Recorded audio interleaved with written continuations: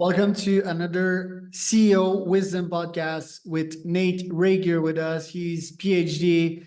He's building cultures of compassionate, that is accountability. Love that. Love these two words. At Next Element. So founder and CEO at Next Element. Today we're gonna speak about the world of work, which is changing right before our eyes, the compassion mindset, culture transformation, leadership communication, and compassionate accountability, of course. This podcast is brought to you by podfire.com. If you want to start your own podcast, the scalable way, monetize, have fun, interview cool people like Nate, grow neurons and networks, you can go to podfire.com for that. Nate, welcome to the podcast. Tell me a bit more about yourself and about what you're up to nowadays. Thank you, Charles. Great to be here. Yes, I am the CEO of Next Element, and we are a global leadership, communication, consulting, training, and culture transformation organization. Been around since '08 and continue to grow and thrive and bring compassionate accountability to more companies. What size of companies do you usually target, and what are the main pressing challenges they face? Yeah, we've worked with companies of all size. We're starting to see larger and larger multinationals contact us, and usually they reach out because they have a need for leadership to upgrade their skills, upgrade their culture, to be able to survive and thrive, particularly now with the talent. The war for talent is so serious, and the need for more inclusive cultures of belonging. So companies call us to help them with that. What do you provide to them specifically? Is it workshops? Is it one-on-one coaching, courses, webinars? What do you do for them? We have a multifaceted approach, and usually we prefer to start with some kind of diagnostic or assessment because, as you know, we have to understand the situation, take a look at it through our lens, help them look at the numbers and look at the culture from a particular way. Then we can recommend what's the best interventions, and we can do executive leadership training. We often will do executive coaching alongside team development, and we do certification and equip leaders, learning and development people and culture experts inside the organization to continue integrating it into the culture even after we're gone.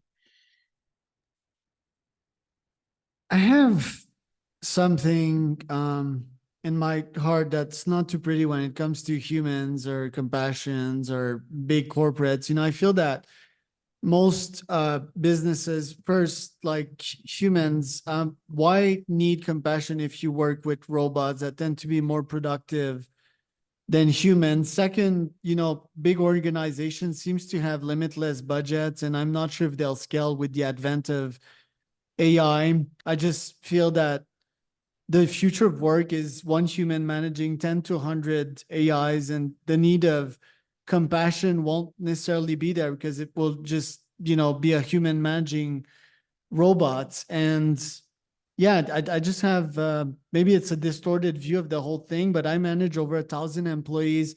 I played the compassion games.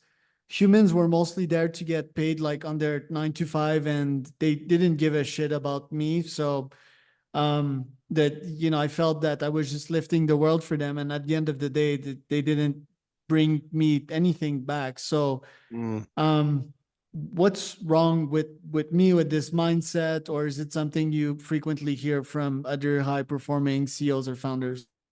Well, I'm curious, do you still work for those people? With these people, they were my employees, right? No, I fired them all, have AIs now, and my life is much more better because I don't have to manage their problems. Right. So lack of compassion was the problem. I've tried compassion. I was that way for a while and could understand their problems. Still am, by the way. I'm not like but I tend to compartmentalize business and, like just being a nice guy. And I felt that I mean, it's a sports team and I wasn't dealing with a sports team. I Yeah. was dealing with a team of children's that didn't have their shit together. And I would pretty much pick up the team 95% there. And yeah, they picked like probably 5%, but they asked to get paid like 50% of the pie, right? So I saw a big disequilibrium in that. That sounds like a tough challenge for the mismatch between what you were getting from them and where you wanted to go. Yeah. Yes, and the corporate world, they just have tons and tons of budgets because there's investors, not necessarily because they're, or maybe they are adding value to this world, but they just have limitless resources, so they can just afford to have, you know, 500Ks on the salaries head per head, and even if they don't get the ROI off one, it's fine because they have like 500 million in the bank, right? And it's just a small hole. And then that also leaves less space for smaller players like me in the market. And it just jumps the salaries up. So it just keeps widening the gap. And that's why I think some startup founders like me are turning towards AI to scale and have a shot at Goliath. Mm-hmm. Yeah. Yeah. I see that. So what's the like, yeah, what do you feel would be the right path in my end? Or I guess what I'm trying to get at here is that, yeah, big corporates, they might have a shot at that, but also it's kind of encouraging, or maybe I'm totally getting this wrong, but maybe it's just encouraging, like false empathy. It's like, oh, I understand what you're doing here, but in the end, it's just like corporate behaviors just to keep the machine going. On the other end, I don't believe in the 9 to 5 systems. I feel like most people should be entrepreneurs, and I feel that AI is coming like a big wave, and no one's seeing it. So I feel like Steve Carell in the Big Short movie, in which is like, why is no one seeing this? And I feel, yeah, this whole corporate thing is gonna fall pretty heavily in the next 10. What do you think about that? I think you've been jaded, and I think that I've had a different experience than that. Right. That's not consistent with my experience. What's been your experience? I meet with incredibly insightful and passionate leaders that are trying to be efficient with their budgets. They see AI coming. Um, they are always discerning the value of the people role and where it comes. Right now, we're starting to get involved with some potential AI projects that are training AI on emotional intelligence. Right now, AI is only using about I less than 1/7 of 1% of the data that AI uses is really relevant. And so the real question is, how are we going to populate LLMs and all these other, how are we going to provide actual useful, meaningful data for AI to use? Because right now, most of the products you're using in AI are being based on such a limited slice of humanity, and we're not adding any good new data to it. So there is a massive, massive wave coming where the lack of emotional intelligence in AI will catch up with it. But there are some very visionary, progressive entities that are working on that. Right. Well, we've seen HeyPi.com being kind of nice as a AI psychotherapist, sort of. It's hard to replace that in itself, but it's 24/7 and it's there. So, for example, if you had a bad day at the office, you could reach out to this thing and have a chat conversation at any time, and it's free. That's been a cool tool. Do you see some of these tools being reproduced in the B2B realm for people at work, and with an AI that would be aligned with the organization's goals as well? Some, although it's new. Yeah. I didn't get that. Can you repeat? Some of that I'm seeing, but it's still new. So how would an AI be able to help someone if it's not expressing like real empathy? What is the definition of empathy? Actually, let's start with that. Yeah, I'm feeling a little bit uncomfortable making this about AI. I'm curious what questions do you have to me about what I do, or I'm happy to share with you about that empathy question. Right. Well, that last question wasn't about AI, it was about Yeah. empathy. So what's your definition of empathy? Well, empathy is rooted in mirror neurons, which is the neurological brain processes that are able to detect and replicate other people's emotions. Absolutely necessary for survival, because if we can't appreciate what people are going through, we can't come together to support them. Uh, Although empathy is very different than compassion. And is there a lack of that in the business realm? It goes from human to human. I think we've noticed that the higher up in leadership people go, the less empathy they have. And part of it has to do with their role. Part of it has to do with just um, how they've been trained. Well, I think if you get at the top, like naturally you'll be lonelier, right? You'll be in your own path and you'll have less people to relate to that. Does that make sense? It's true that it's lonely at the top, and people tend to be promoted for their ability to make rational decisions around outcomes, not so much their ability to connect with people and build teams. Both are incredibly important, but that's just the nature of it. So we tend to see more stronger empathy and more problems with empathy at the frontline level. So let's say a call center, someone that is client facing and taking calls directly, the CEO wouldn't understand what it's like to take that many calls and being shouted at by clients. Yeah, or imagine a nurse working in hospice, or a social worker, or a physician dealing with suffering every single day and being alongside people. That's very, very taxing. So will the nurse have empathy for the CEO's job, or it's only top down? It depends. It depends if they want to. It depends if they try. It depends if they how they communicate. Because coming back to my first point, I feel the fingers often pointed at the people at the top, and rightfully, because I think they can handle more. But a bunch of people will also point the finger at the CEO making 1 million a year. And they'll be like, how's that possible? Why do they make 21 times what their average employee makes, while that CEO is probably facing 21 times the amount of stress and complexity and amount of work? Uh, I don't agree with that. I don't agree that that's the reason. There's plenty of reasons why CEOs get paid what they are. They're very different. Some are fair, some are not. It depends on private versus public. So many different reasons around that. It's tough to calculate also, like Yeah. to put the equation forward. Um, in teams, in startups, what do you see from having worked with so many people, the difference in, younger folks like myself with their empathy levels and older folks in big corporations? Oh, generationally, we're seeing younger generations in corporate environments. They're demanding compassion and accountability in equal measure.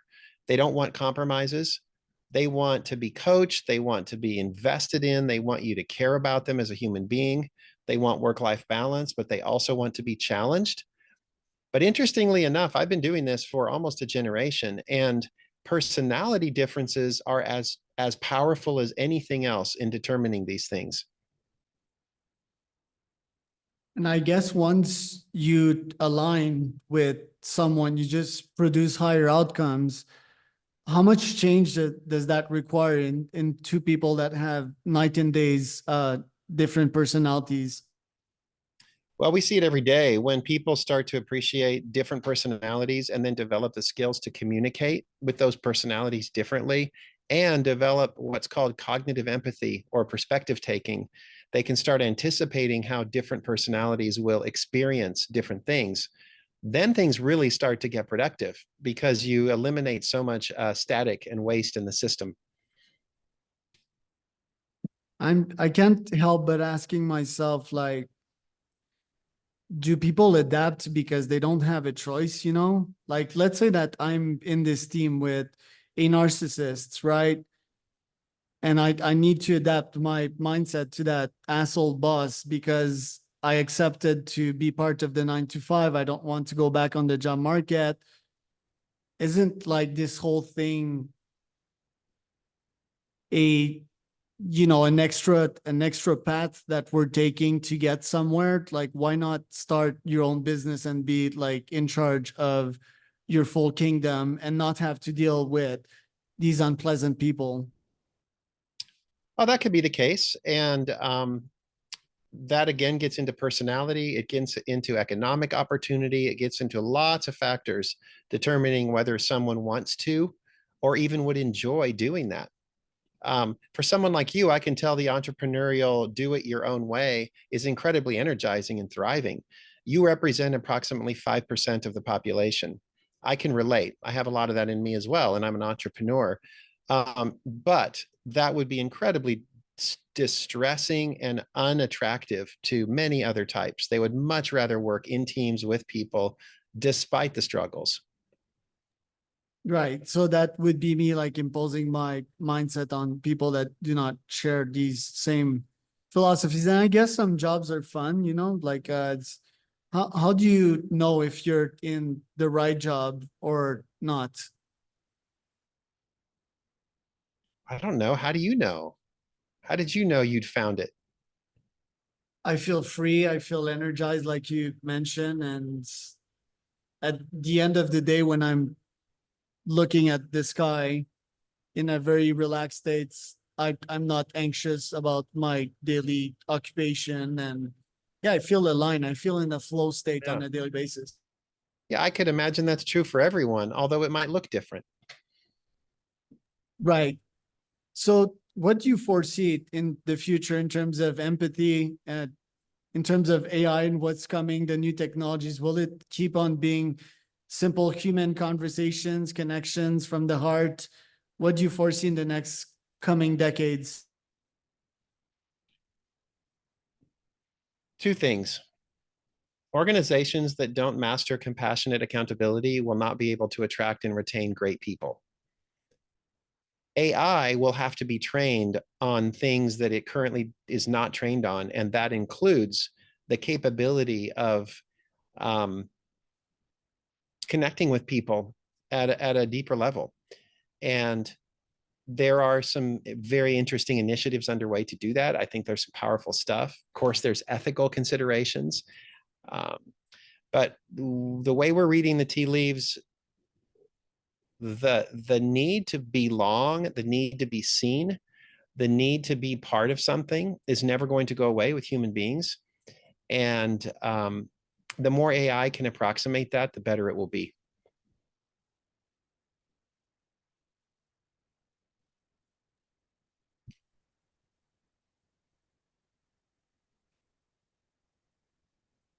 What what are we seeing in this current market in terms of HR tech that has got your attention and got people on the same page?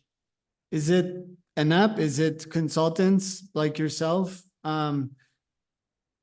What Because yeah, we've seen, for example, Slack groups with a bunch of um I think some apps bring more empathy in Slack. They ask questions to your teammates. There's fun time, there's game time.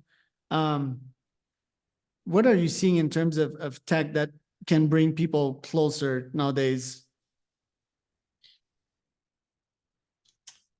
There's an app called Daily Aloha that's pretty neat. Connects people, and it's part of what it's trying to do is combat loneliness, and it's an epidemic, and it's trying to connect people in meaningful ways, and that can work within organizations or across organizations. That one's pretty cool. I think there are apps that any app that connects people, builds community, and helps people not feel alone can be powerful. And that also, I think where the consultants, trainers, folks like us come in is there are some people skills that are very difficult to train effectively automatically. And interacting with people is still what they want, and it ensures better outcomes. So I think there's a role for all. I had the CEO of Daily Aloha on this pod. Really cool company, really cool app. What about activities and retreats and and offsites, opportunities to connect with your teammate.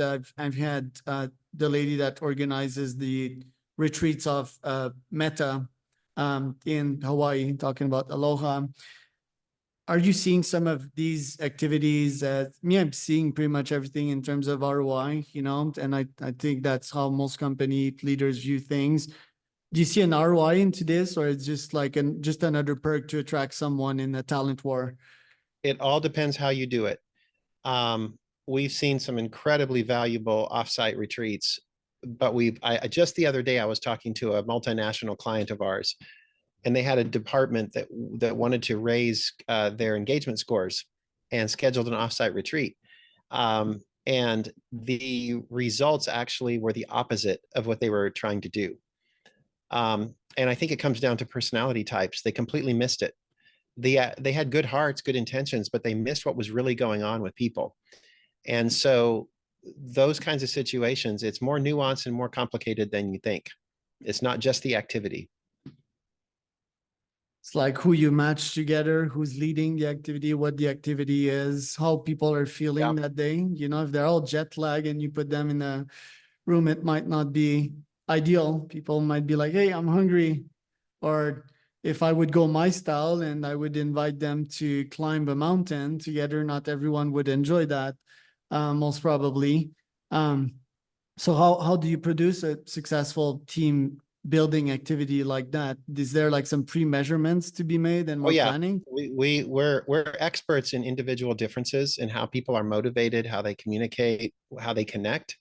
And so we do assessments ahead of time, and then we design the activities, we design everything we do so that all the different styles can be engaged and can learn how to work together.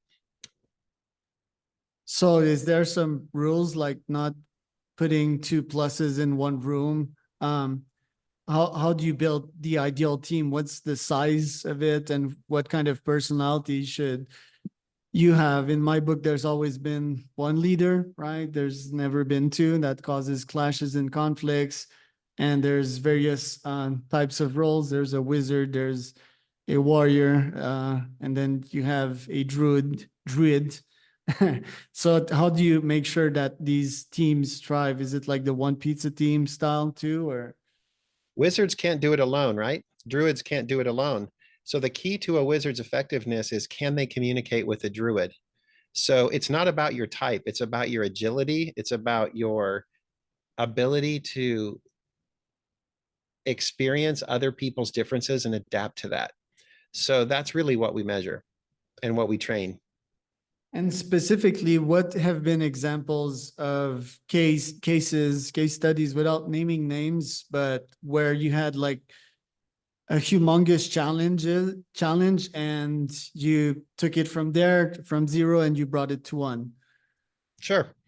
We worked with a large medical system with their whole executive leadership team and helping them appreciate individual differences and how people are motivated.